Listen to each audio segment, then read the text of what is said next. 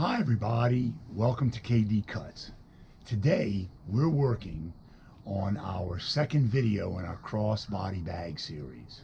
A couple of months ago I started this series by doing a crossbody bag pattern I'd gotten from an issue of the Leather Crafters Journal. As I mentioned in the introduction back then, the next thing we're going to do is Tandy's messenger bag. This isn't the first one of these I've made, and the person that has this bag gets unsolicited comments all the time. The kit's been in Tandy's lineup for a long time, and it's really good design. I really like it a lot. Now, I've already stained, all the leather parts of the kit in Tandy's EcoFlow tan, and I've used one of the patterns that came from the kit to tool it. Now we're going to go over to the workbench and we're going to stylize this using acrylic paint pouring. So let's talk about setting up for this paint pour. Here you'll see I have a set of Sargent Acrylics. This is a metallic set I got a while back, and I've been jonesing to do a pattern with it. I bought some 6-ounce dispenser bottles from Amazon. Don't ask me why I got them tinted, but I did. And I've labeled them all except for one. I'm going to show you. I'm going to mix one. I've already mixed up the other 5. Here's my mediums that I use. If you go back and look at my other videos on paint pouring, I talk about this. I use Floetrol and I use Sargent's Gloss. Now, in the past, I did micro-pouring. You can go again, look at my videos on that. Here's my little needle-bearing oilers with paint already mixed in them. And here's a mock-up of a pattern, a stylized poodle pattern that I did on a clutch for a client. So we're going to take the design from the messenger bag kit and we are going to paint pour it with these 6 metallics. Now, in preparing to do this project, I went ahead and did some mock-ups. I just carved in some shapes and I fooled around with the different colors. So the great thing about acrylic paint pouring is we're going to have some fun here, and at the end of the day, guys, it's going to look really great. All right, guys, let's talk about mixing our paints. Again, I've done all the other 5 colors. I'm going to do the last silver and show you how I do it. So I'm just going to agitate the acrylic paint, and I'm going to pour in about 1 finger's worth. That's about a finger. Then I'm going to take my Floetrol and I'm going to put in 3 fingers.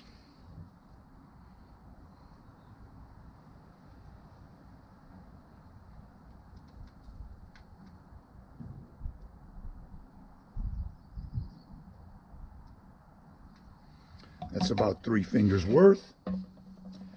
Then the last thing I'm going to do is I'm going to put in some gloss. Now the gloss also is a medium of a sort, but it definitely will give you a sheen. If you don't want a sheen, don't use a gloss. So there's my silver. I'm going to shake it up. I'm going to mark the bottle, and the next thing we're going to do is a mock-up before we actually start working on our project. So here goes, guys.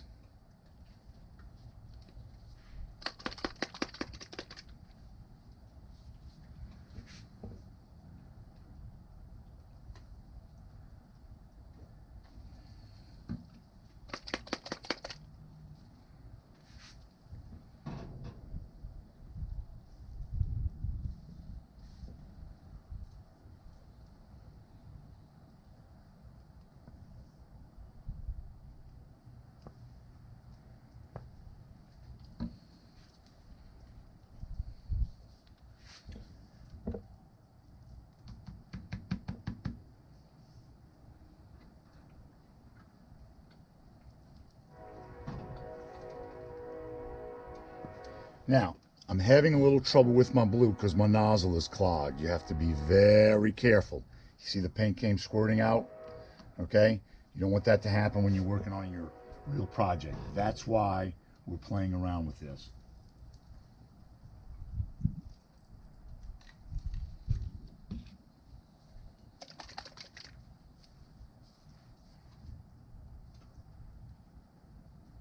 Okay, again, these have gotten clogged since I mixed them. All right? There you go. Be very careful when you're doing this.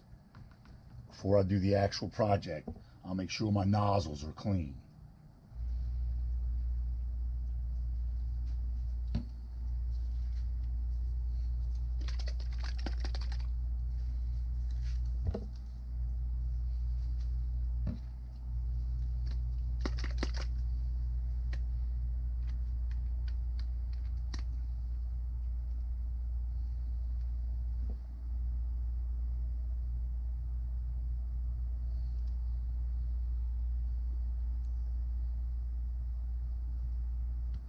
Okay, so I've put all 6 colors down.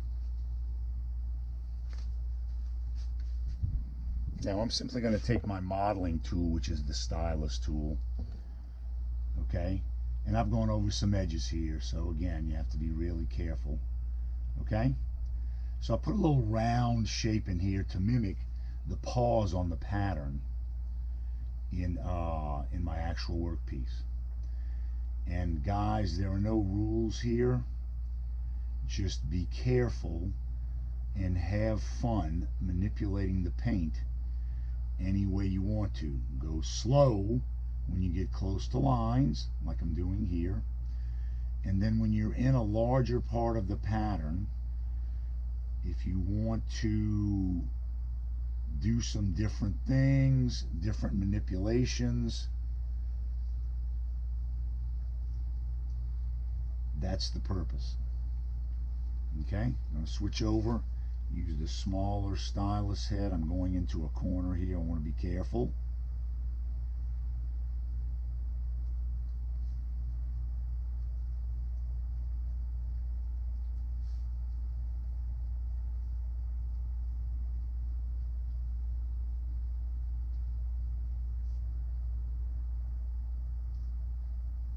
Now, when I get close to the edges, guys, I'm not going to be too concerned because I'm going to use a black outline with my needle bearing painter, just like I did on the other practice patterns. I'll show you those again in a second.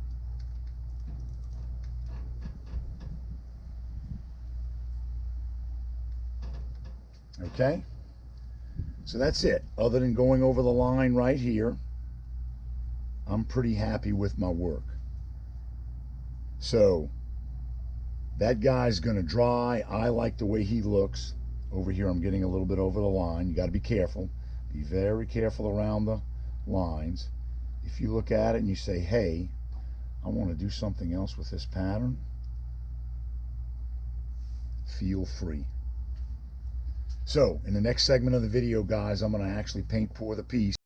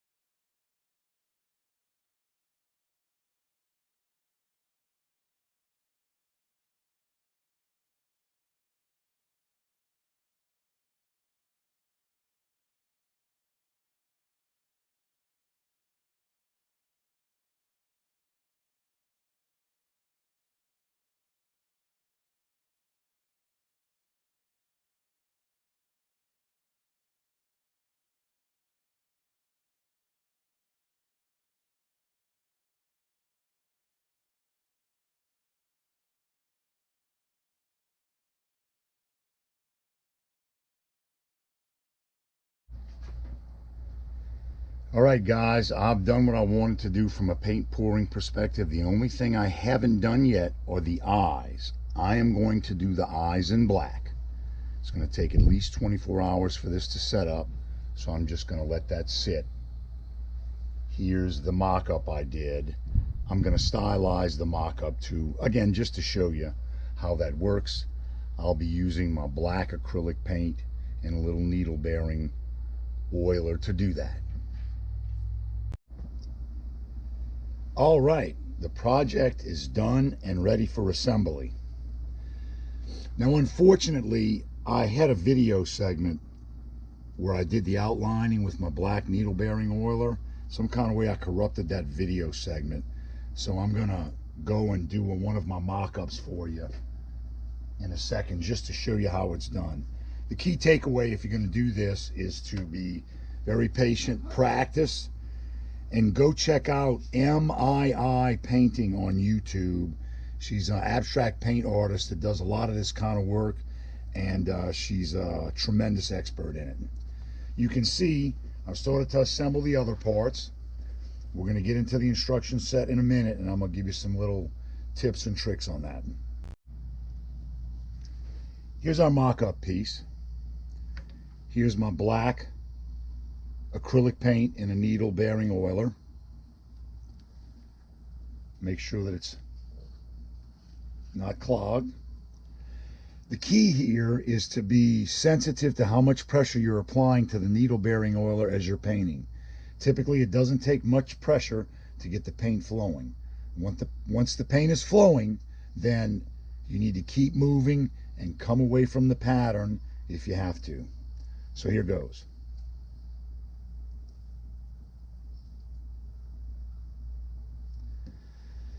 Now notice on that line, I'm kind of heavy where I started, okay? I wouldn't be happy with that if this were the real part. I'm gonna have my paintbrush, small gauge paintbrush, ready for that, okay? And if I have to, I'm going to use my paintbrush and very carefully take some paint away. Now this abstract painting, so it doesn't have to be perfect, but you'll notice my paint is flowing pretty freely, okay? So let's do another line. Okay. I'm happy with that. I'm going to do the small circular portion here to show you that.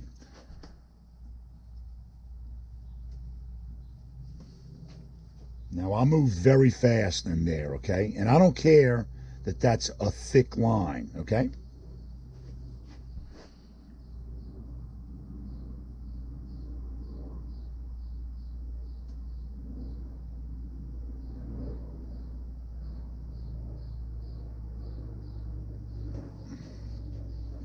Okay, there's another line done. I was applying zero pressure to my paint bottle.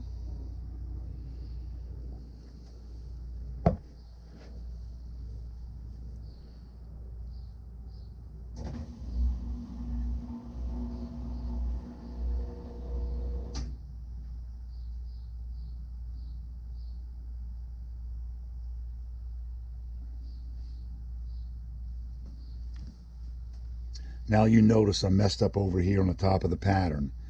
When I'm doing this, I do stage the work to prevent myself from getting into wet paint. So that's it, guys. That's using a black highlight or a black outline on your acrylic paint pouring on your leather.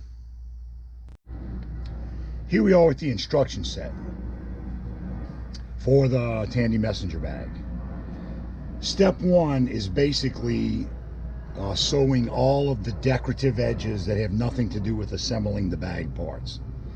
You can see I've already done that on all the parts of the bag.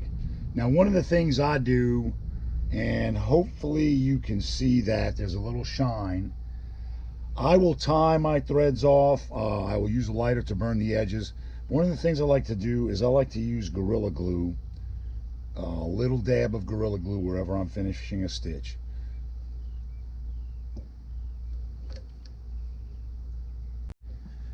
Step two in the bag assembly procedure is putting together the body parts. And here they are, all 4 of them stitched together. Pretty easy. They overlap. The instructions explain that. It's pretty easy. You'll notice the grain side is up. Okay? This is your front pocket below the flap.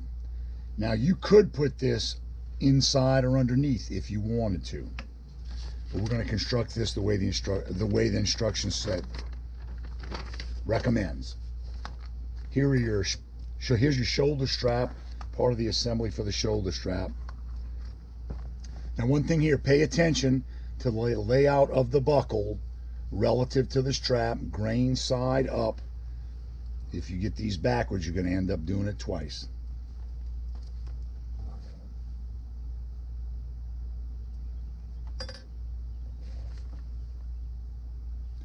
Next thing to do is sew the flap in. Well, we finished it. There's the Tandy messenger bag with a acrylic paint pour pattern. I think it came out really nice, guys. There's a few acrylic paint stains on the inside of my flap. Don't tell anybody. So let's review a little bit here. When I did my paint pouring, I used 1 part paint, 3 part medium, 1 part gloss. So that's a 4-to-1 mix. I did a lot of practice. Here's all of my practice pieces. Do a lot of practice if you're going to try a technique like this. If you're looking for some inspiration on somebody who does this regularly, MII Painting on YouTube. She's a acrylic paint pouring artist, and she does amazing work. The other thing you might have noticed, when I was doing the paint pouring, I had the video sped up, but I used a homemade tool here, a little my design for a trowel, an artist trowel. I'm probably going to turn this into a little product one day. And in our introductory, we said the next thing we're going to do in this series is the crossbody phone pouch by Tandy. This is kit 44360. So I hope you found this interesting. If you did, please subscribe to my YouTube channel and hit the like button down below. See you soon. Bye.